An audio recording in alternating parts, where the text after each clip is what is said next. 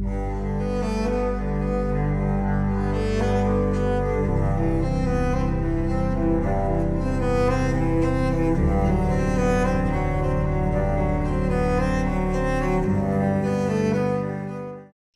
you guys, everyone, for being here.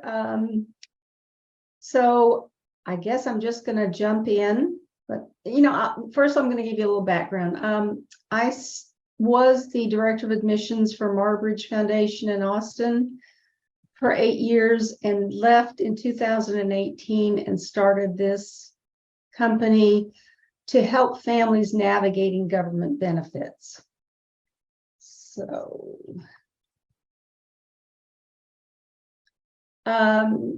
this one I think is very important because there's so many changes that happen when that special needs child turns 18. Because the day before their birthday, you had all the control because you were the parent. You didn't need guardianship. You made the decisions. But as soon as that birthday happens, now your child's considered an adult. And an adult child must give the parents permission to attend an IEP or ARD meetings at the school. Parents have to have permission to talk with insurance companies or doctors. There are some doctors that will allow the mom because they've had, or dad because they've had the relationship, but they also have the right to say, no, this is an adult. We can't violate the HIPAA. So just understand that your child has to give you permission. Legally, parents can't decide where your child can live, how their money's spent, or make any medical decisions for them. And then what if the child can't make these decisions on their own? What are your options?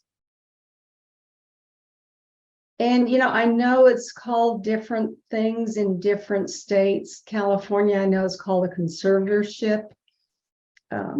Being from Texas, I'm going to use the language that I'm familiar with here. But your options are guardianship.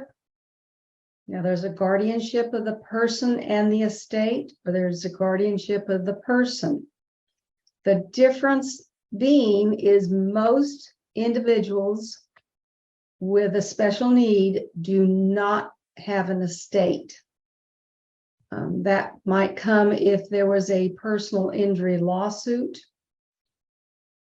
and money's awarded to that person, then you would need the guardianship of the person and the estate. But generally, most parents go for guardianship of the person. Now, within that guardianship, you can designate that I want my child to be able to vote. I want them to get married. I want them to be able to drive a car.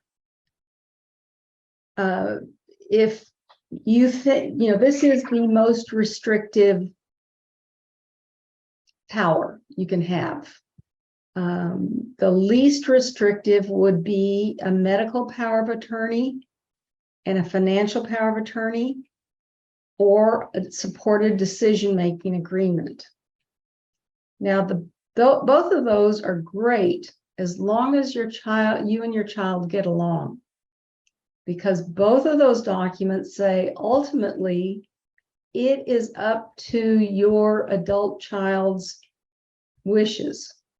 So if you don't agree, or they don't agree with you, you go to the doctor's office and they need to get a vaccine. And nurse comes out with, the needle, and they say, no way, I am not getting that vaccine. Well, that piece of paper, that supported decision-making agreement, is just a piece of paper. It has no meaning. And there's nothing you can do unless you go for that guardianship. So those are the pros and cons of least restrictive versus the most restrictive. Yes. Ashley, I just wanted to make a note that in California, people with developmental disabilities go under limited guardianship. Okay. So that's just wanted to point that out. So every state has its own rules and models structure. Yeah. And one of the things I've learned too from different states, in Texas, you have to renew your guardianship every 18 months. But there's some states that once you're the guardian, and you don't have to go back to the court and renew that those letters of guardianship. So it does fluctuate from state to state. But to get a guardianship, you do need an attorney. So that attorney that you're going to hire should know the rules and the laws within your state.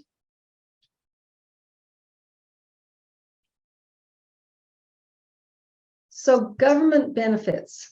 If your child had SSI and Medicaid, when they turn 18, you have to reapply because SSI has different criteria for an adult versus a child. So you'd have to reapply at 18, and the disability must meet the criteria or the adult listings for that disability. And so also prior to 18, the parent's income and assets are deemed to the child. Once they turn 18, Social Security only looks at what that child, their resources. So, you know, the parents can have however much money they want and however many cars and houses. Once that person's 18, they're an adult. So the government's only looking at their money. And normally, the 18-year-old doesn't have a lot of assets. You know, divorce rate is high, period. But when you have a special needs child, divorce rate almost doubles. So with that, child support should be payable for the life of the child, not stop at 18, because that disability will continue for the adult child's life. So if there's child support being paid once they're 18, Social Security said that is the child's income and therefore will not qualify for SSI unless that child support is placed in a first party or a self-settled special needs trust, because that's the child's money. That would be the same if there's a personal injury lawsuit, because that's the child's money.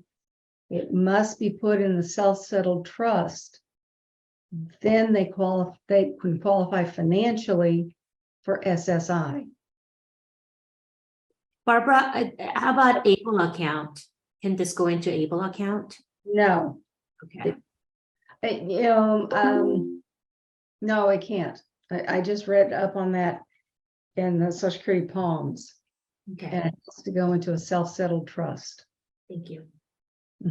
And with that, most self-settled trusts, anyway, all of them in Texas, there is the Medicaid clawback provision. So if the disabled adult child dies, money's left in it.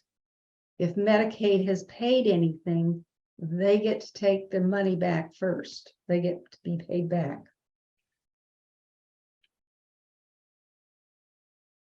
So what is SSI?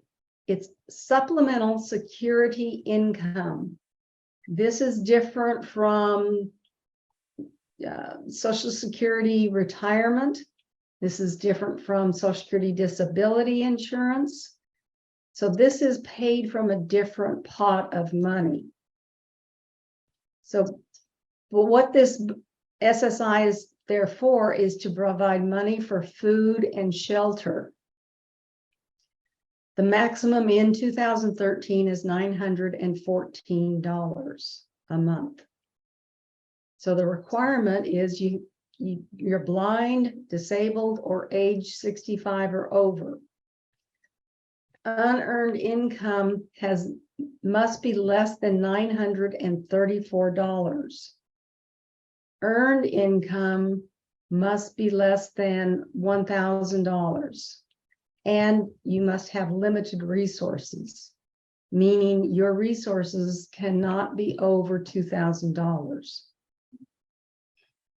So the qualifications for SSI is an automatic qualification for Medicaid in most states.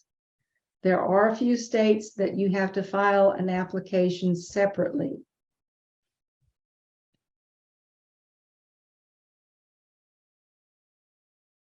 So when an individual qualifies for SSI, they generally will qualify automatically to receive Medicaid. To remain eligible for Medicaid, the individual must not exceed the resource limit of $2,000. You also must receive at least $1 from SSI to retain your Medicaid.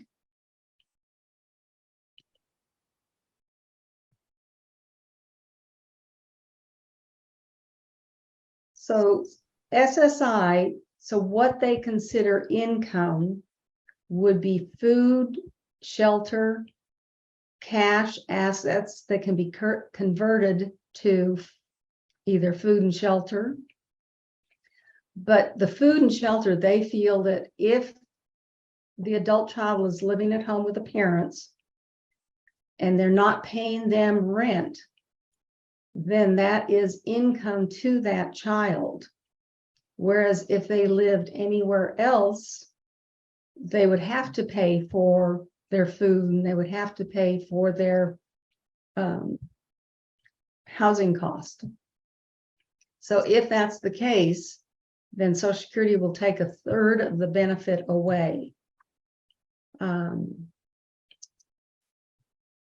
So parents' income is deemed income of a child under age 18. Earned and unearned income reduces SSI. They have very complex calculations for that. So SSI puts income into one of two categories, unearned or earned income. Unearned income are Title II benefits. That would be Social Security disability. That could be, Social Security loves their acronyms. So RSDI, which means Retirement Survivor Disability Insurance. And to receive that, that's either off of their parents' work record. So, and we're going to go into that more, how a child gets that. If there's any VA benefits, assets, or gifts, child support after age 18. Earned income is food and shelter in lieu of wages or wages. So that's where your Social Security is looking for any of your resources. So this is, again, Retirement Survivor Disability Insurance, the RSDI. So the benefit is the disabled adult child is connected to the parent's work record as long as their disability occurred prior to age 22.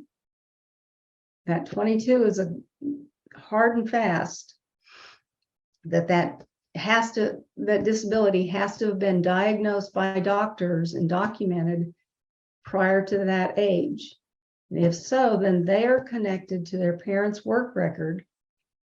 When a parent retires, say they're going to get, $3,000 a month from Social Security, that child gets $1,500 a month. But upon the parent's death, that goes up to 75%. So if the lower wage earner in the household starts taking their benefits, the child can start there, and then the higher wage earner, when they take their benefits, it will go up to the highest of the benefits. Now it's an either or, so you don't get the 914 from SSI and the 1,500. You get the higher of the amount. So after receiving these benefits for 2 years, the individual qualifies to receive Medicare. So then they can be duly eligible. They call them concurrent benefits. So they get Medicare and Medicaid.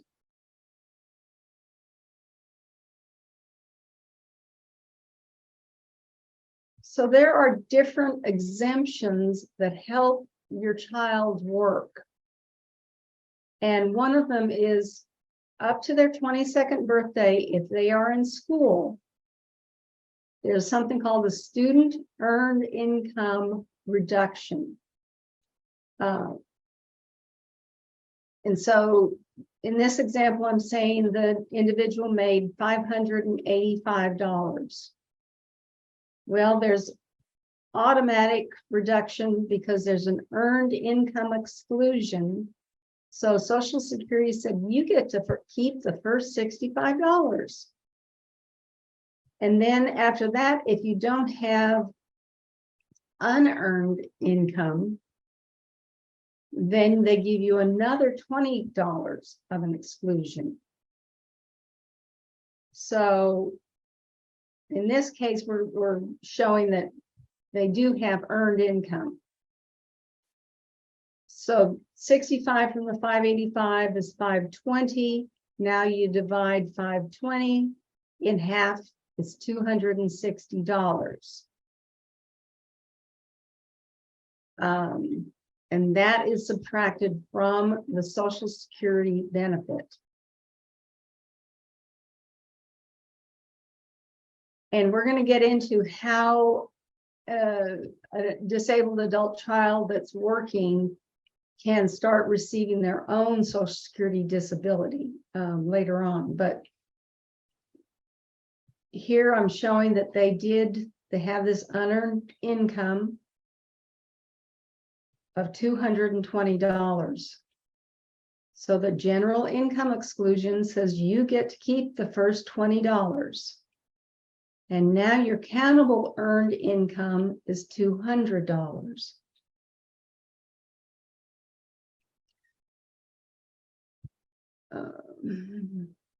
Oh, and then in-kind support, meaning if your child, again, is not paying rent to the parent, and you can't prove that to Social Security, then Social Security said, well, we're going to subtract $305 of your benefit each month, and therefore you're only going to get $609.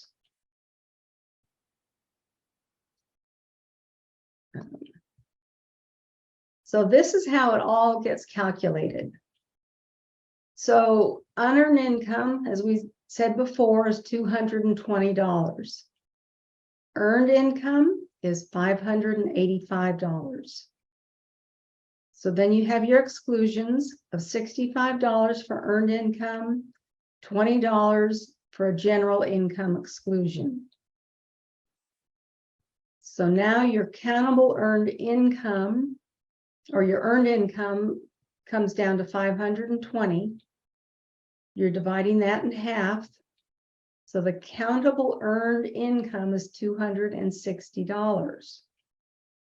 Your countable unearned income is $200. So here we're starting off with a maximum federal benefit of $914. Your child's not paying rent, so Social Security takes away $305. And then from the earned income and unearned income, they take another $460 away. So your adjusted Social Security payment, SSI payment, is now $149. What parents have to watch is Social Security will pick a month and they may say, okay, Johnny's earning $585, but Johnny's paid hourly. So they're running with that for the next 6 months, never bothering to change that amount. And so really Johnny makes less the next month, maybe a little bit more the following month, or is out of work. Social Security will catch up at some point and say, we overpaid you. You shouldn't have gotten that money. So you need to send us a check for X amount of dollars. Now, I've seen this to the tune of $18,000. No, I'm sorry, $79,000. They went back 15 years.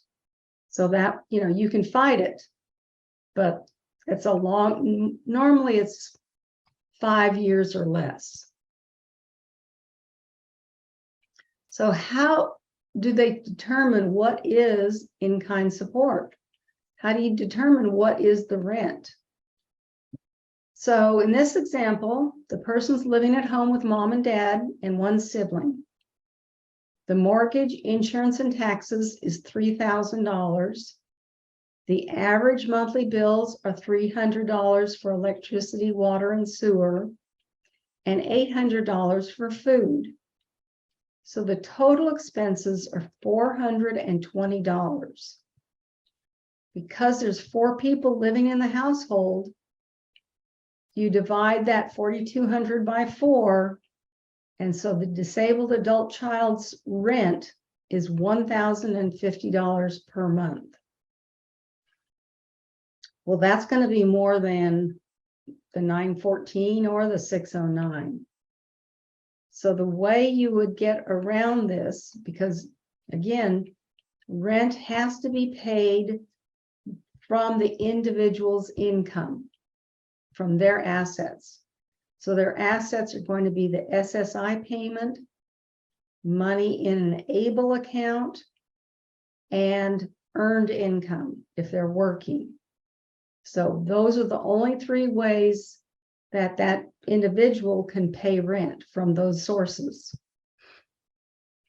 So in this instance, I'm saying that the individual is getting that $609, and parents want to increase that to the $914.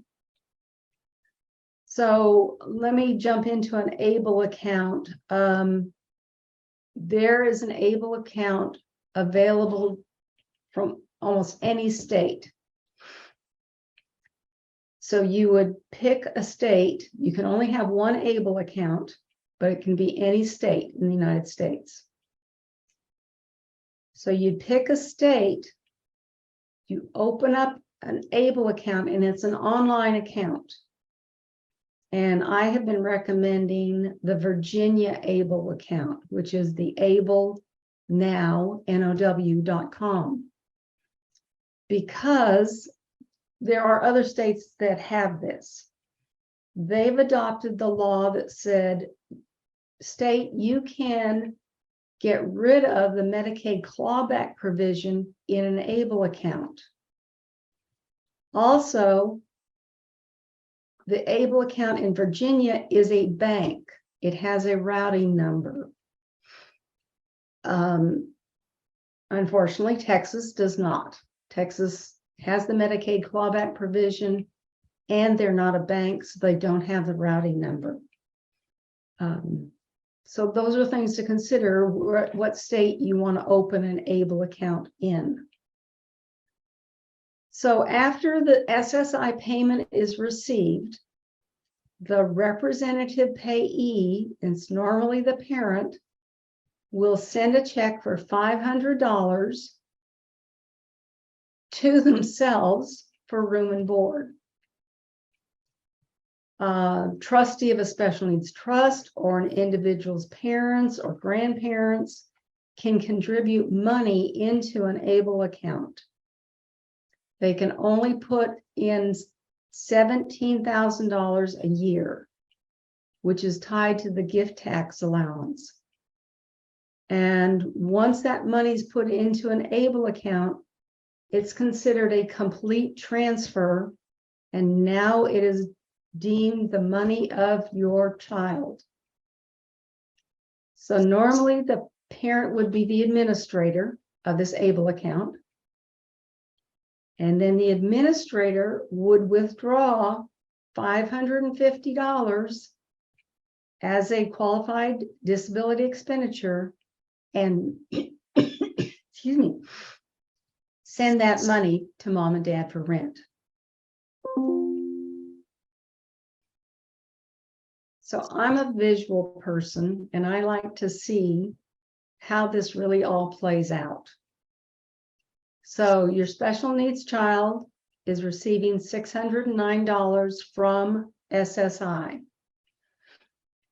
And again, the rent is $1,050 a month. So either the family, special needs trust, anybody puts money into an ABLE account for that individual. So the representative payee for the SSI money benefit takes $500 and sends it to, and I always ask parents to open a separate checking account and not to commingle this with their own personal checking account, because you're going to have to send copies, of accounts to Social Security. So you're sending $500 from SSI to the rent account, and then the administrator of the ABLE account takes $550 a month and pays it to that rent account.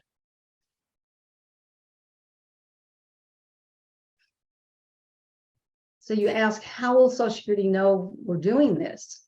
Because of course you have to prove this to Social Security.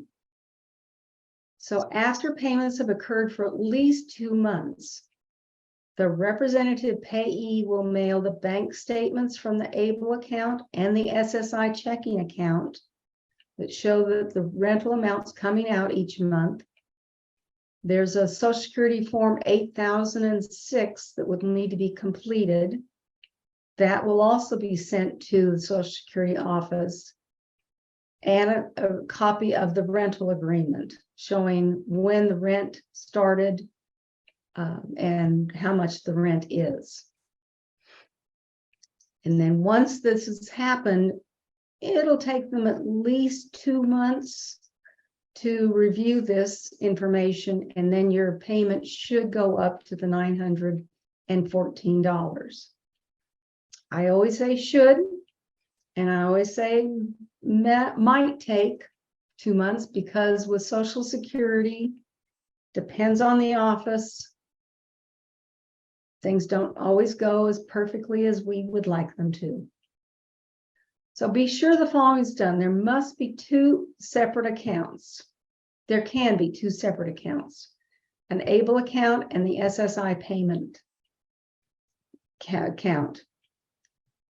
So the SSI payment can be deposited into the ABLE account, meaning that you can contact Social Security and say, I want the SSI check sent directly to the ABLE account. Here's the account number, and here's the routing number.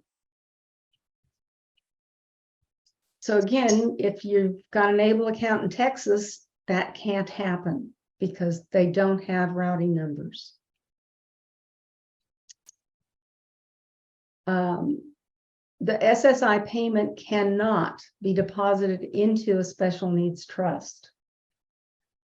So get all documents, if you can, date stamped. If you're having to mail or fax in a copy, you won't get that.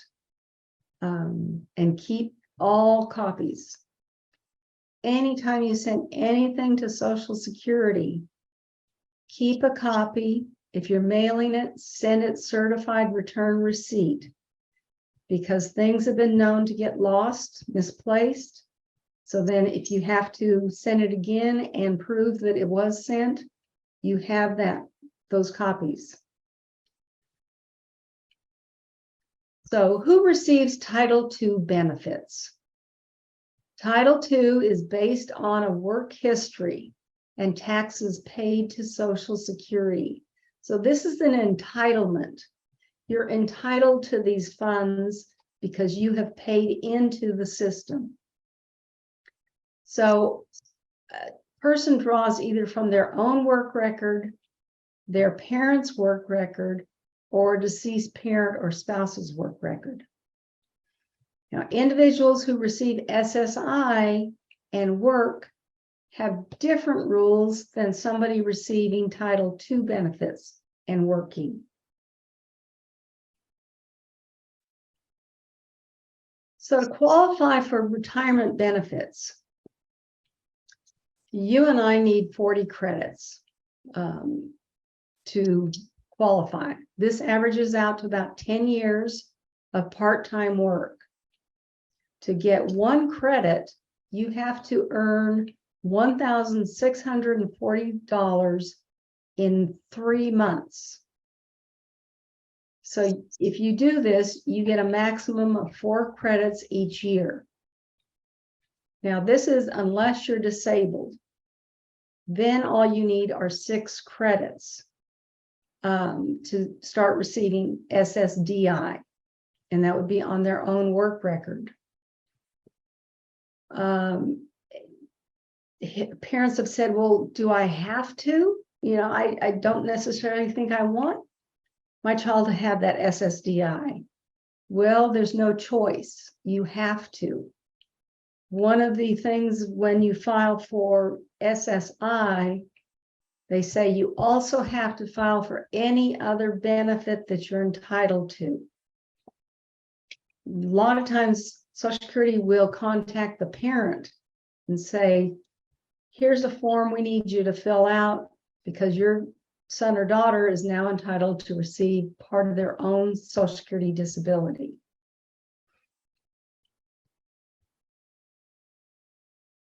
One of the good things, again, is once they start receiving SSDI, 24 months later, they're entitled to receive Medicare and Medicaid.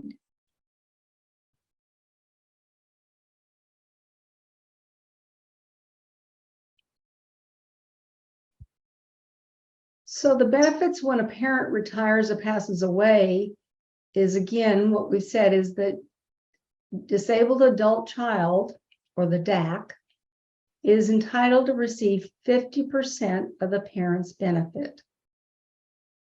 So unless they don't have Medicare from their own SSDI, maybe they've never worked, then this will trigger the 24-month waiting period for them to be eligible for Medicare.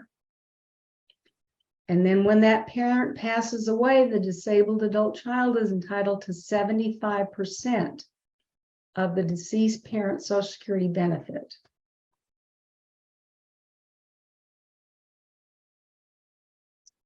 So if a parent is receiving SSDI because they're disabled, then their child with the disability is entitled to receive half of the parent's benefit.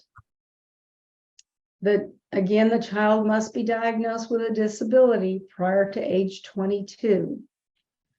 And this may continue through the child's lifetime. Depending on the amount the child is receiving from the RSDI, the child may also qualify for SSI and Medicaid. Again, if they're receiving more than that $934, they won't qualify to receive SSI. And this can occur if a parent dies prior to that person reaching 18, the disabled child. And something I've learned recently is a child receiving RSDI is not eligible for Medicare until they reach age 18. So, insurance always becomes an issue. How can you get Medicaid for your child? Do you have to go to the marketplace? So Medicaid protection, I'm not sure how it is in other states, but in Texas, sometimes Medicaid will say, you're now getting too much money. You're not qualified anymore for Medicaid because of, the parents retiring. Well, one is don't do anything unless you get a letter from Medicaid telling you this. The other is you would have to file an H-1200 EZ form. That's a Medicaid application form. And with that, you're going to put, it's a DAC test or DAC application, disabled adult child. Because there is a language in Social Security Policy and Operations Manual that says, and this is in non-legalese, that if the beneficiary was eligible for SSI and Medicaid prior to receiving a portion of their parent's Social Security benefit, then Medicaid cannot be taken away from them. So if you're eligible before, you're eligible after. So this is the provision. You can always attach that to an application if that needs to be done. Whoops, sorry.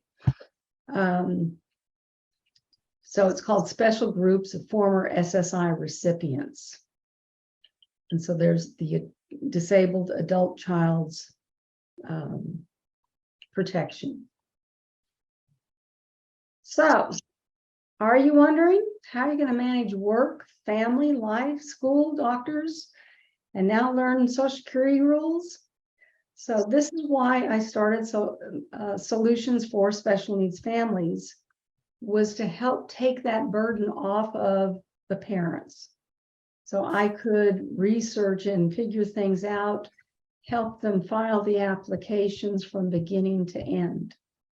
So there's other people out there that can help you do that too, but just know that there are people out there that can answer your questions and can help you through the process.